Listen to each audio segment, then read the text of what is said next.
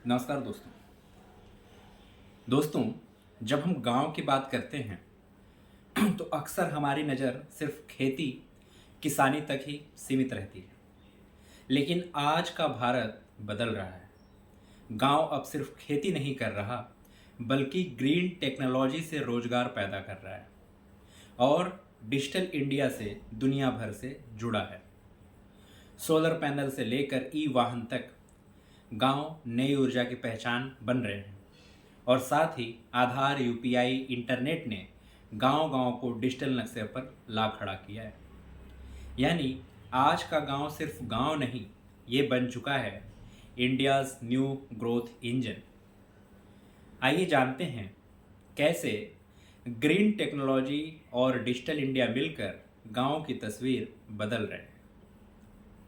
दोस्तों, कल्पना कीजिए एक गांव की जहां कभी चिट्ठी पहुंचने में हफ्तों लगते थे, बैंक जाने के लिए शहर की बस पकड़नी पड़ती थी और सरकारी योजना का फॉर्म भरने में महीनों लगता था। आज वही गांव मोबाइल से पैसा भेज रहा है, किसान सीधे ऐप पर अपना उत्पाद बेच रहा है और पेंशनधारी घर बैठे मैसेज पाकर जान रहे हैं कि पैसा उनके खाते में आया या नहीं। यह किसी जादू से नहीं, बल्कि डिजिटल इंडिया की यात्रा से संभव हुआ। आज हम देखेंगे कैसे डिजिटल इंडिया ने ग्रामीण भारत को बदला, क्या उपलब्धियां हुई, कहाँ चुनौतियां हैं और भविष्य की राह क्या है। 2015 में जब यह कार्यक्रम शुरू हुआ था, उस समय देश में सिर्फ 19% लोग इंटरनेट से जुड़े थे और 15% के पास मोबाइल इंटरनेट था।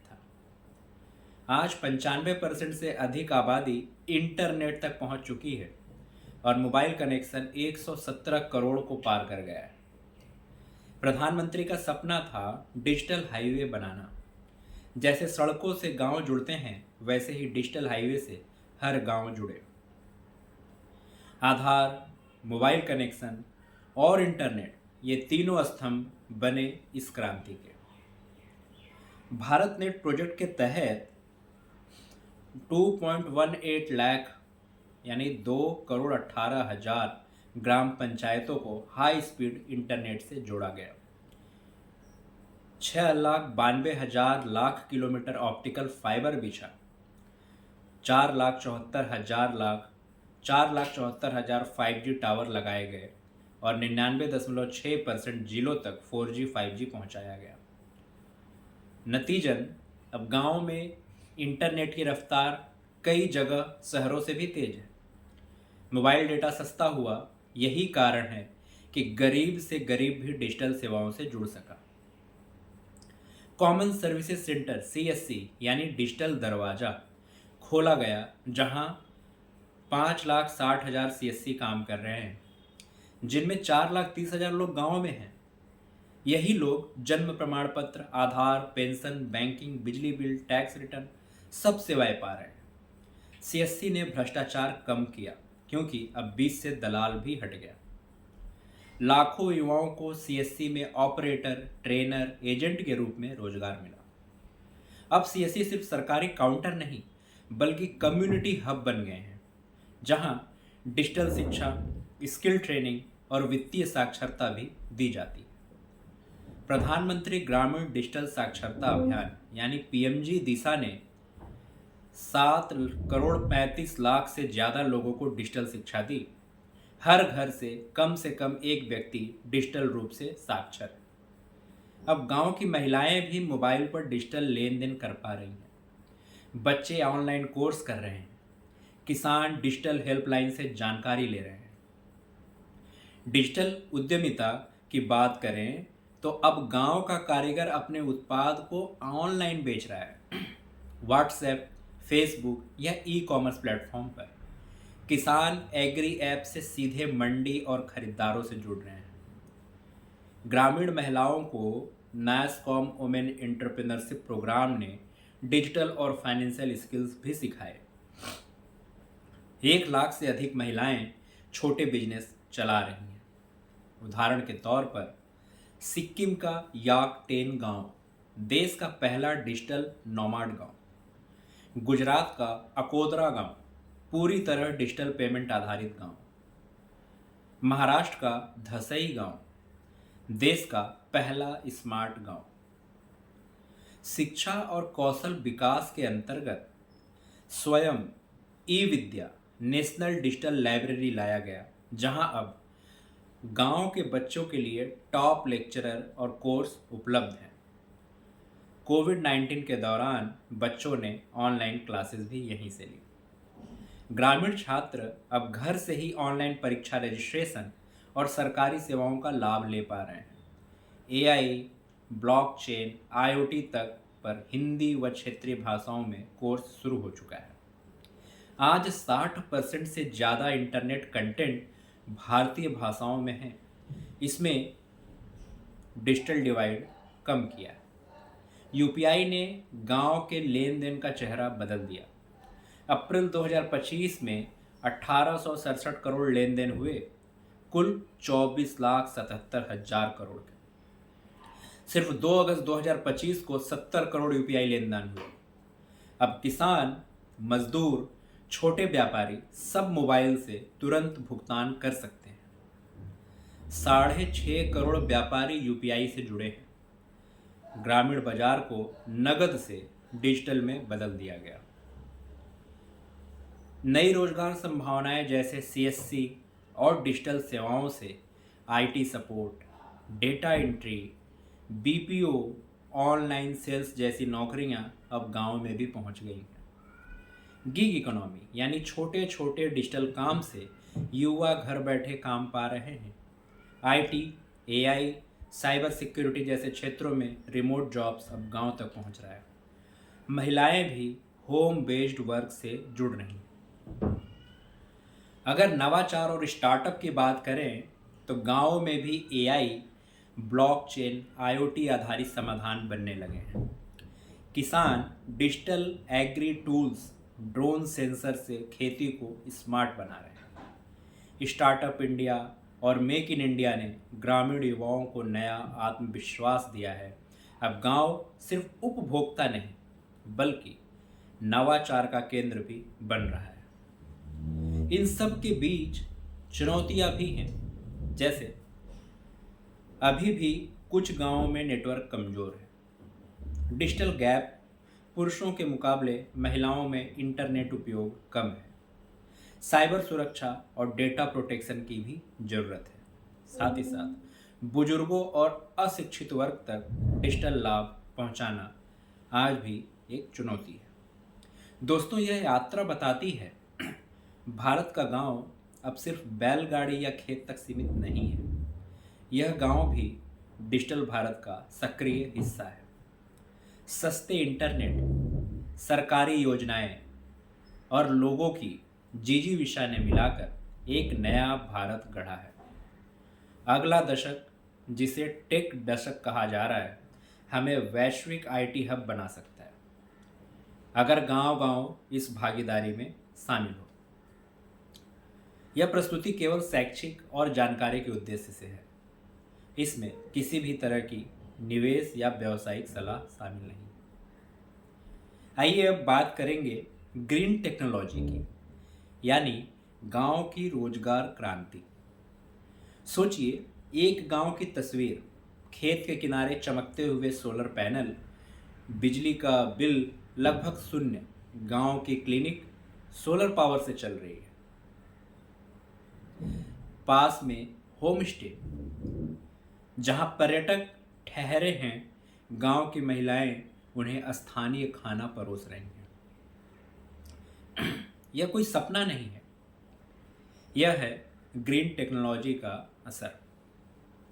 कैसे ग्रीन टेक्नोलॉजी गांव में नए रोजगार बना रही है, कैसे यह भारत को सतत और सुरक्षित भी बना रही है।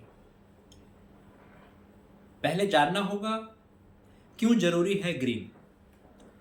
भारत के गांव दोहरी चुनौती से जूझ रहे हैं।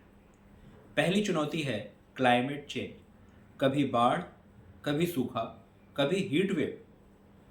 दूसरी चुनौती अस्थायी रोजगार की कमी, किसान और युवा मौसमी काम पर निर्भर हैं। अक्सर पलायन देखा गया है। शहरों की ओर। ग्रीन टेक्नोलॉजी इन दोनों का समाधान है। यह पर्यावरण बचाती है और रोजगार भी देती है। आज भारत नवीकरणीय ऊर्जा इंस्टॉलेशन में टॉप देशों में गिना जाता है। इसका मतलब है हर गांव में टेक्नीशियन चाहिए, मेंटेनेंस स्टाफ चाहिए, सप्लाई चेन जॉब्स चाहिए। यह सब लोकल एम्प्लॉयमेंट है। भारत का रिन्यूएबल एनर्जी सेक्टर 4 स्तंभों पर खड़ा है: हाइड्रो पावर, सोलर, विंड और बायोमास। हाइड्रो पावर लंबे समय की O&M यानी ऑपरेटिंग एंड मेंटेनेंस जॉब देता है। सोलर पहले ही 3 लाख से ज़्यादा कामगार जोड़ चुका है। विंड इंस्टॉलेशन और मेंटेनेंस की टीमें बना रहा है। बायोमास फसल अवशेष से फ्यूल बनाता है और गांव में रोजगार देता है। 2030 तक भारत का लक्ष्य है 500 गैलन वाट नॉन फॉसिल कैपेसिटी, मतलब लाखों नई नौकरियां। अब बात करेंगे जैसे माइक्रो सॉल्यूशंस। गांव स्तर पर जैसे सोलर माइक्रोग्रिड 10 से 50 किलोवाट। गांव में इससे आटा मिल चल सकता है, दूध चिलिंग हो सकता है, कोल्ड स्टोरेज हो सकता है, रात को भी चलता है। इसके लिए ऑपरेटर चाहिए, मीटर रीडर चाहिए, क्लीनर चाहिए, यानी सबको नौकरी। सोलर पंप PM कुसुम के तहत डिजिटल खत्म, लागत घटी। इंस्टॉलर चाहिए, टेक्नीशियन चाहिए, स्पेयर पार्ट सप्लायर चाहिए, बायोगैस प्लांट, गोबर और क्रॉप वेस्ट से गैस, स्लरी से जैव खाद, इसके लिए ऑपरेटर चाहिए, कलेक्शन एजेंट चाहिए, लॉजिस्टिक जॉब चाहिए। मिनी हाइड्रो नहरों और पहाड़ी इलाकों में टरबाइन ऑपरेटर की ज़रूरत पड़ती है, रिपेयर क्रू की ज़रूरत पड़ती है और साथ ही साथ बहुत सारे स्किलिंग प्रोग्राम भी चलाए जा रहे हैं, जैसे सूर्य मित्रा 600 घंटे की training program, residential training, Varun Mitra, Vayu Mitra, Jal Urja Mitra, solar pumps, wind, small hydro. Training का मतलब है 20 साल तक स्टेबल जॉब। अब बात करते हैं सर्कुलर इकोनॉमी, यानी कचड़े से कैरियर कैसे बनता है। Circular economy reduce, reuse, recycle. क्या रिड्यूस करना है? सिंगल यूज प्लास्टिक घटाना, जूट और कपड़ों के बैग बनाना। रीयूज बोतलें और कंटेनर दोबारा इस्तेमाल करना, गांव की दुकानें बनी रिफिल स्टेशन। रिसाइकल करो, सोर्स लेवल पर सेग्रीगेशन, गीला, सूखा, प्लास्टिक, कांच, धातु, इन सबको। अब जैसे वेस्ट स्ट्रीम्स होते हैं, plastic, E waste, battery, tyre, construction waste, हर जगह collection, sorting, recycling. Waste to energy plants, bio methanation, plastic to fuel conversion, composting units. छोटे छोटे प्लांट्स गांव में माइक्रो यूनिट्स या माइक्रो इंटरप्राइज बनकर उभरे। हर 10,000 टन कचड़े की रिसाइकलिंग से 115 नई नौकरियां आती हैं। EPR model, extended producer responsibility, क्या है? कंपनियां अपने वेस्ट की जिम्मेदार खुद हैं। गांव की SHGs यानी self help groups authorised collector हैं और इससे रेगुलर इनकम आती है। MSME और ग्रीन मैन्युफैक्चरिंग, भारत की इकोनॉमी का 90% हिस्सा MSME है। अगर MSME ग्रीन टेक अपनाए तो सोचिए, खर्च घटेगा और नई नौकरियां बनेंगी। एग्जाम्पल के तौर पर textile dyeing units, zero liquid discharge plants, operator चाहिए, लैब टेक्नीशियन चाहिए, सप्लाई चेन मैनेजर चाहिए, कोल्ड स्टोरेज, सोलर हाइब्रिड की अगर बात करें तो रेफ्रिजरेशन टेक्नीशियन चाहिए, रिमोट मॉनिटरिंग असिस्टेंट चाहिए। अगर ई वेस्ट रिसाइकलिंग की बात करें, यहाँ पे semi skilled staff plus engineers दोनों को काम। डिजिटल मैन्युफैक्चरिंग की बात करें, जैसे रोबोटिक्स, एआई, बैटरी और EV supply chain, high wage jobs. तो किन किन जगहों पे जॉब्स की संभावनाएं हैं? Rural health care and green tech. Health care जो है वो 10% है ग्लोबल जीडीपी का। भारत को चाहिए 2.7 मिलियन यानी 27 लाख नए professionals. Green health care, solar powered clinics के लिए, टेलीमेडिसिन प्लेटफॉर्म्स के लिए, एआई डायग्नोस्टिक्स के लिए। इससे एक्सेस बढ़ता है, साथ ही साथ कार्बन फुटप्रिंट भी घटता है। टेली ऑपरेटर का जॉब मिल सकता है, डिवाइस टेक्नीशियन का जॉब मिल सकता है, हेल्थ आउटरीच वर्कर का जॉब मिल सकता है, डेटा एंट्री का जॉब मिल सकता है। अगर हम इको टूरिज्म की बात करें तो पोस्ट पैंडमिक इको टूरिज्म काफ़ी बढ़ा, बहुत बूम आया। हिमाचल, केरल, गोवा, यहाँ पे टूरिस्ट नंबर रिकॉर्ड लेवल पे पहुँच गए। जॉब्स क्या हो सकते हैं इको टूरिज्म में? डायरेक्ट, जो डायरेक्टली इन्वॉल्व हो, गाइड का काम, होम स्टे का काम, कुक का काम, वेलनेस एक्सपर्ट। इनडायरेक्ट देखें तो हैंडीक्राफ्ट, लोकल फूड, लॉजिस्टिक्स। तो इको टूरिज्म से ग्रीन जॉब, क्योंकि home stay, eco friendly, rain water harvesting, स्थानीय निर्माण सामग्री, सब कुछ मिल सकता है। क्या स्किल्स चाहिए इसके लिए? Customer service, digital marketing, English basics. इन स्किल्स से रिटेल, बीपीओ, वेलनेस में भी एंट्री मिल सकती है आने वाले समय में। हमारे देश में स्किल इकोसिस्टम डेवलप भी हुआ है। Sector skill council for green jobs SCGJI, 400 से ज़्यादा ट्रेनिंग इंस्टीट्यूट्स हैं इनके, 5 लाख से ज़्यादा candidates. Solar, wind, hydro, biomass, hydrogen, इन सब के ऊपर इनके अलग अलग प्रोग्राम्स हैं। साथ ही साथ बहुत सारे राज्य भी अपनी इनिशिएटिव लेके आए, जैसे Andhra Pradesh 20 advanced labs, Maharashtra ITI upgrade with AI, Tamil Nadu Coimbatore tech centre. Result क्या निकला? यूथ एम्प्लॉयर रेडी, यानी ट्रेनिंग के साथ साथ ही आप जॉब भी कर सकते हैं। अगर रियल स्टोरीज की बात करें, सीमा एक सोलर टेक्नीशियन है जिन्होंने ITI के बाद सूर्यमित्रा ज्वाइन किया। हर महीने 12 से 15 पंप अब इंस्टॉल करती है।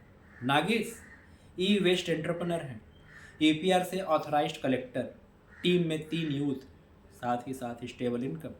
Rizwan eco guide, nature trial चलाता है, अब मासिक इनकम 10 से 15 हज़ार रुपये। हालांकि ये स्टार्ट है, बट आने वाले समय में और भी बढ़ेगा। तो दोस्तों, मिलेंगे अब अगले वीडियो में। तब तक के लिए इस वीडियो को ध्यान से देखिए कि आपके लिए इस वीडियो में क्या है। कमेंट में ज़रूर बताएं कि और किस टॉपिक को कवर करना चाहिए, और चैनल को लाइक और सब्सक्राइब करना न भूलें। Thank you.